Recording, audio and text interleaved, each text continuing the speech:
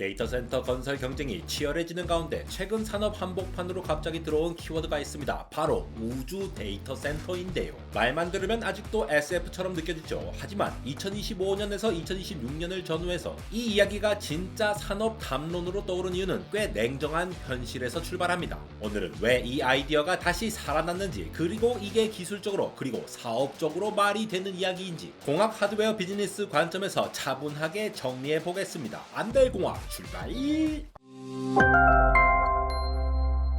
핵심은 돈이 아니라 물리와 인프라입니다. 우주 데이터 센터라는 말을 들으면 많은 분들이 이렇게 생각합니다. 아직 땅에도 못 지은 데이터 센터를 왜 우주까지 올려? 그런데 지금 지상 데이터 센터가 막히는 이유는 돈이 부족해서가 아닙니다. 전력 송전망 냉각 자원, 그리고 인허가와 지역 반발 같은 물리적, 제도적 병목 때문이죠. 국제 에너지 기구 IEA에 따르면 2024년 기준 전 세계 데이터 센터 전력 소비는 약 415테라와트시, 전 세계 전력 소비의 약 1.5% 수준인데요. 그리고 2030년에는 이 수치가 945테라와트시, 거의 2배까지 늘어날 수 있다고 전망합니다. 미국만 놓고 보면 더 직접적인데요. 퓨 리서치는 미국 데이터 센터 전력 사용이 이미 미국 전체 전력의 약 4% 수준이라고 정리했고, AI 확산이 계속되면 2030년에는 이 비중이 더 커질 수 있다고 경고합니다. 여기서 중요한 포인트가 하나 있습니다. 전력이 부족하면 발전소 더 지으면 되지 라고 생각하기 쉬운데, 실제로는 그게 제일 어려운 단계입니다.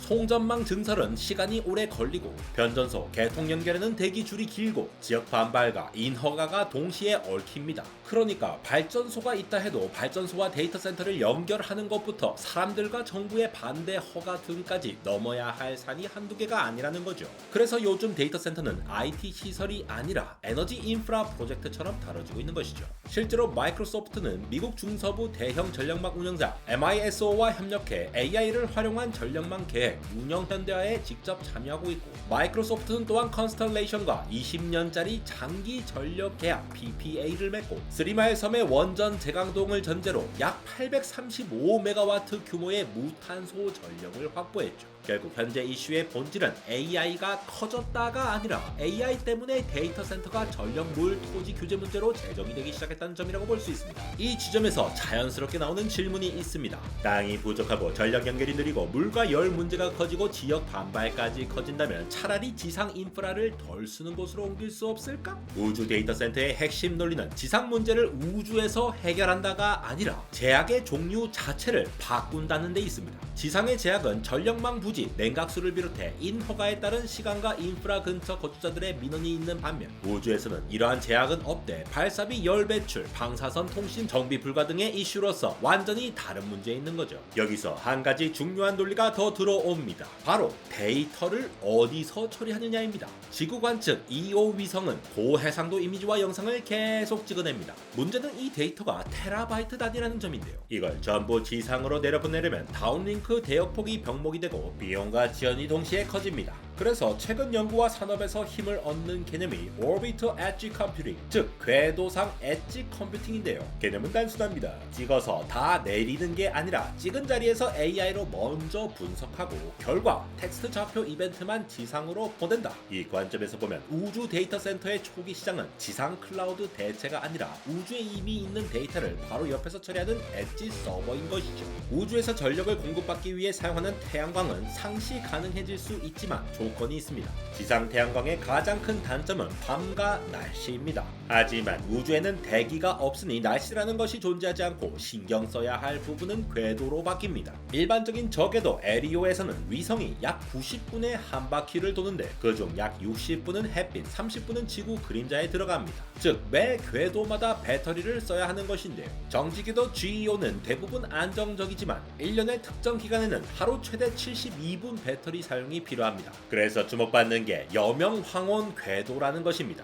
여기서는 궤도와 태양의 각도, 즉 베타 각도를 잘 맞추면 위성이 거의 항상 태양을 보게 만들 수 있는데, 이게 바로 우주에서는 재생에너지의 가널성을 궤도 설계로 줄일 수 있다 라는 말의 의미인 것이죠. 재생에너지로 항상 에너지를 일정하게 공급할 수 있다는 지상에서는 달성하기 힘든 어마무시한 장점을 가지게 된다는 겁니다. 그런데 이러한 장점 말고도 지금부터 말하는 이 부분이 우주 데이터 센터의 가장 어려운 부분인데요. 우주는 사람이 살 수 없을 정도로 엄청나게 추우니까 내각 문제를 해결했다 라고 생각하시는 분들이 있는데, 지구와 달리 우주에는 공기와 물이 없죠. 그래서 대류 냉각이 불가능하죠. 즉 서버에서 나온 열은 오직 복사로만 우주로 버려야 합니다. 열을 얼마나 잘 버릴 수 있는지는 라디에이터의 면적과 온도로 결정되는데, 온도는 4제곱으로 영향을 미치는데요. 쉽게 말해 온도를 조금만 높여도 열을 버리는 능력은 기하급수적으로 커진다라는 것이죠. 그래서 단순히 방열판을 키운다는 해법은 한계가 있습니다. 컴퓨터 규모가 커질수록 라디에이터는 부품이 아니라 거대한 구조물이 되기 때문입니다. 그래서 설계 방향은 3가지로 나뉩니다.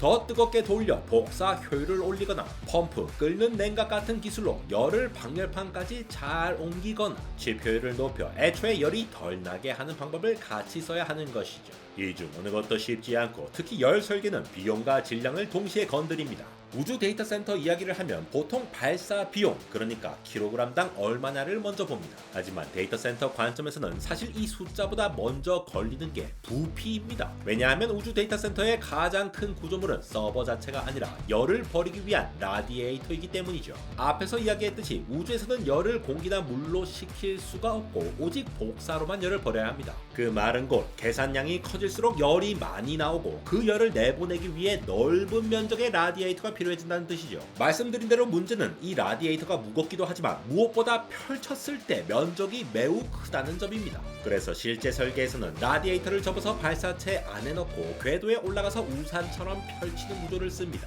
여기서 발사체의 한계가 바로 드러나죠. 기존 팰컨 9의 페어링은 직경 약 5.2m, 내부 부피가 약 145세제곱미터 수준입니다. 이 안에는 위성 본체뿐 아니라 접힌 태양광 패널, 통신 안테나, 구조물까지 같이 들어가야 하는데요. 즉 무게는 아직 여유가 있어도 부피 때문에 못 싣는 상황이 자주 발생합니다. 반면 스타쉽은 이야기가 완전히 달라집니다. 스타쉽은 직경 약 9m, 내부 화물칸 부피 약 1000세제곱미터를 목표로 합니다. 이건 팰컨 9 대비 6배에서 7배 이상의 부피죠. 이 차이가 의미하는 건 단순합니다. 스타쉽의 가치는 서버를 더 무겁게 실을 수 있다가 아니라 열 문제를 해결할 만큼 큰 구조물을 실을 수 있다는 데 있습니다. 즉 우주 데이터 센터가 이제야 공학적으로 논의 가능한 이유 중 하나는 열을 버릴 공간을 물리적으로 실을 수 있는 발사체가 등장했기 때문입니다. 이 지점에서 발사체는 단순한 운송 수단이 아니라 열 관리 아키텍처의 일부가 되죠. 우주 방사선은 칩이 바로 망가진다기보다는 오류 확률이 올라가고 시간이 갈수록 신뢰성이 떨어지는 문제입니다.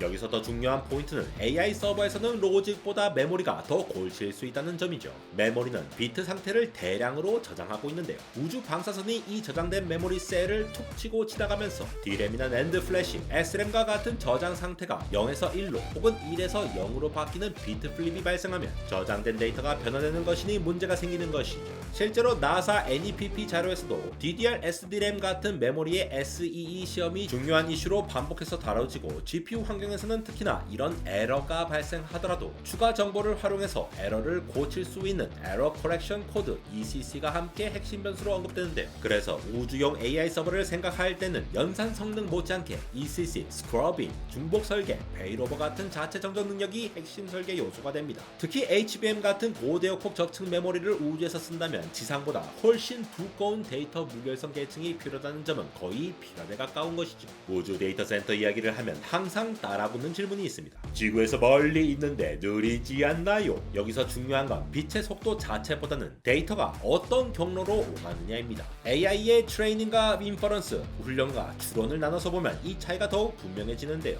AI 훈련 과정에서는 학습하기 위한 대규모 데이터 업로드, 모델을 구성하는 파라미터들의 빈번한 동기화, 학습 중간중간을 저장하는 체크포인트 저장과 재전송, 이런 작업이 반복되기 때문에 계속해서 많은 데이터를 주고받아야 합니다. 이 구조는 지상 데이터 센터, 고속 백홀 네트워크에 최적화되어 있고 우주에서는 불리하죠. 반면 추론은 다릅니다. 요청을 보내고 계산하고 결과를 돌려주는 요청 응답형 구조로 설계할 수 있습니다. 이러면 지연은 인수도 관리가 가능하고 데이터 이동량도 크게 줄일 수 있습니다. 그래서 우주 데이터 센터 논의에서는 훈련은 어렵고 추론이 먼저라는 말이 반복되죠. 이걸 가능하게 만드는 핵심 기술이 위성간 광학 레이저 링크 ISL입니다. 기존에는 위성 지상국 인터넷, 지상국 다른 위성 이런 식으로 우회해야 했죠. 하지만 광학 ISL이 있으면 위성끼리 직접 레이저로 통신합니다. 스타링크의 미니 레이저는 링크 속도가 약 25GBps, 거리 최대 4000km 이런 스펙을 공개하고 있죠. 뮤온 스페이스는 이 스타링크 미니 미니 레이저를 자사 헤일로 위성 플랫폼에 기본 통합하는 계획을 발표했고 Near Real-Time Tasking과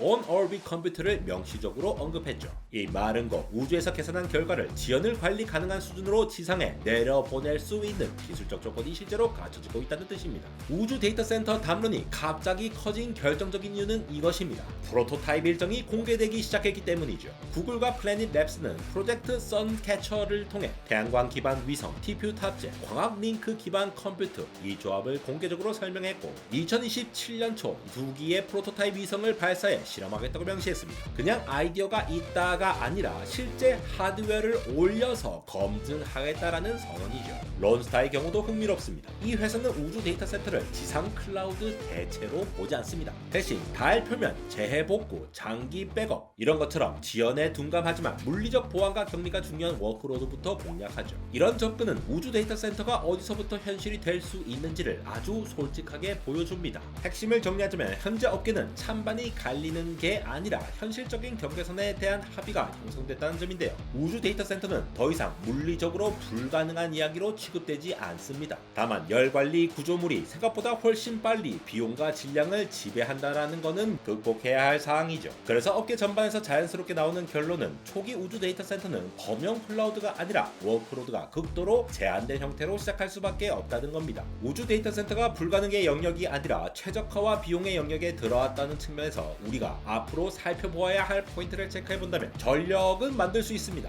통신은 광학 링크로 점점 해결되고 있죠. 방사선은 시스템 설계로 관리 가능합니다. 그렇다면 그 전기를 쓰고 나온 열을 얼마나 싸고 가볍게 그리고 얼마나 오래 안정적으로 버릴 수 있는가 이런 게 핵심이 될 수 있겠죠. 약 4-5년 전만 하더라도 자율주행이나 AI 관련 영상을 올리면 그런 건 절대 안 된다며 날선 댓글들이 달렸지만 이제는 강남 한가운데서 테슬라 FSD를 켜고 돌아다니는 게 현실이 되어버린 상황에서 우주 데이터 센터 역시 허무맹랑한 이야기라고 말하는 사람들도 있지만 또 이렇게 현실이 된 핫하고 새끈한 기술 발전 트렌드를 온몸으로 느끼면서 또다시 온몸에 소름이 돋아 샤우팅을 지르고 있는 안대공학 에로였습니다.